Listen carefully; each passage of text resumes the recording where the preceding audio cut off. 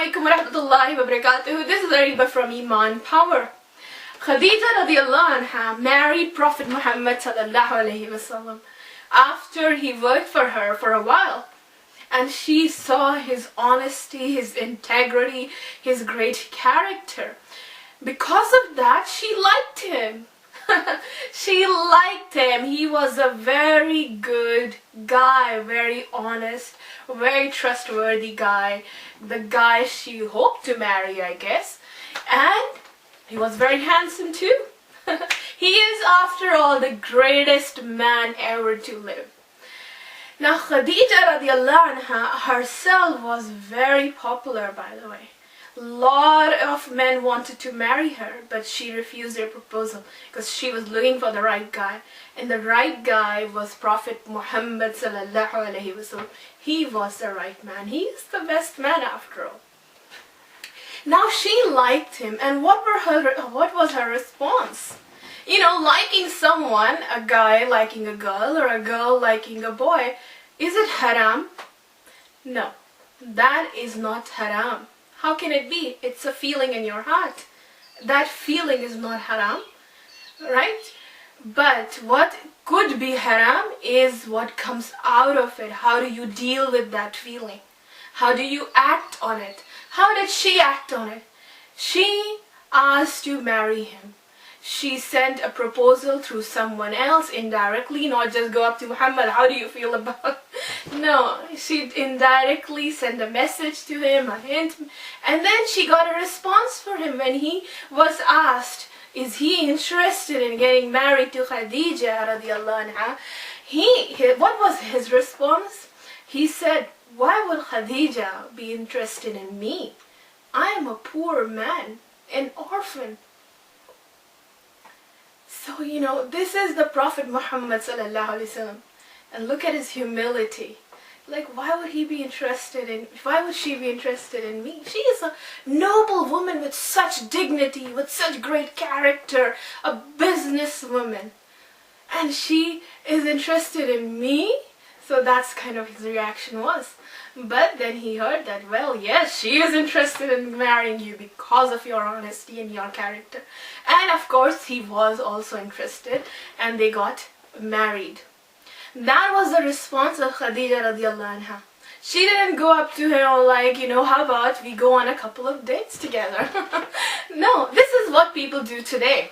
And is it something that was trained that people didn't do at that time? No. This is not something new. This has happened. Dating is not something new.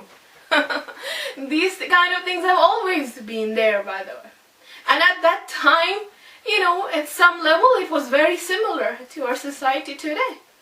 So she could have, if she wanted to, you know, she didn't have to propose marriage to him. And he didn't have to accept her marriage proposal. He could have said, I don't really know Khadija that well, you know, I've just indirectly talked to her and this and that. I don't really had a friendship with her. I don't really love her. You know, he could have said all those things, but he didn't. He said, yes, she is a woman with dignity, a noble woman of great character. And he also decided to get married to her. And this was the greatest marriage. The greatest marriages in history we know of. Probably the greatest marriage. The Prophet Muhammad sallallahu alaihi wasallam, he never remarried while he was married to her. And even after she died, he loved her so much. You know, Aisha radiallahu anha was one of the beloved wives of the Prophet Muhammad sallallahu alaihi wasallam. He loved her very much. She said that I was not jealous of any of the other wives except for Khadija radiallahu anha. Even though she died so many years ago, he still remembered her. He would often see things that belonged to her, or, you know, and it would make him cry, just remembering her. He would, even after she died, he maintained relationship with her friends, her relatives, looking after them because he loved her so much. She supported him in the most difficult times of his life. She was there with him. She encouraged him. She supported him. Even when he was doubting himself, she was there to support him. This was the greatest marriage. This was the marriage of the best woman of her time, Khadija radiallahu anha, and the best man who ever lived, Prophet Muhammad sallallahu alaihi wasallam. They didn't date. They dealt with their feelings in a halal way. And this is the outcome of dealing with your feelings in a halal way, inshallah. So the lesson, there are lots of lessons from this if you think about it. But to concentrate on one for now is that, we all have this is a normal thing. You will have feelings when you go to school, you will see other boys, or if you're a boy, you will see other girls, you will have feelings. That's why we are told to lower our gaze and not intermingle so much and make best friends with guys or girls. That's why we don't intermingle so much, because of course you're gonna have these feelings. And if you're going to mingle at this stage and when you're in teen years, you're not gonna get married, are you? You're not gonna get married for a long time right now. So there's no possibility, you have no way of, in a halal way, of dealing with those feelings right now. So it's better, it's best, as Allah has commanded us, to lower our gaze and stay as much away as we can from the opposite sex, rather than intermingling, making best friends with them, all those things. That is just going to complicate things for us. I know it's very hard. It's extremely hard, especially now where you might be, especially if you're in a school where everybody has, or wants to be in a relationship. Some, especially, I don't know about boys, but I know a lot of girls just want to be in love. They don't even like a guy, but they just want to like a guy and must fall in love. Isn't that true? They just want to be in love. And it's not about, judging them. They might be very good people. In fact, some of your friends who are in those kinds of relationships might be better people than you. But they have different values than you. You know better. Because Allah has guided and brought the knowledge to you. Maybe tomorrow Allah will bring the knowledge to them as well. But right now, you are the messenger for them. You are the guide for them. You are the example, the inspiration for them. Maybe that's why Allah puts you in their lives. Because they are wonderful people and Allah wants them to be guided through you. And if you also just give in and like, okay, I'll just go and like a guy and make a boyfriend or girlfriend, then, it's lost for you and it is lost for them. Be a shepherd. Do not be afraid. Do not be afraid to be different. And I see a lot of kids who just like, for the sake of being different, are different.